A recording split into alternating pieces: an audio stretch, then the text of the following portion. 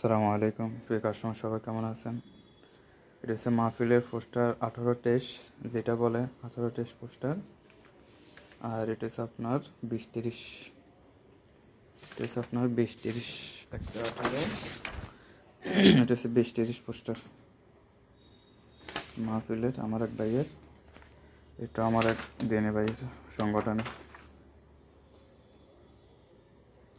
Poster. এটা 18-23, ওটা 20-30। আর এটা আপনার এক কালারের খাম,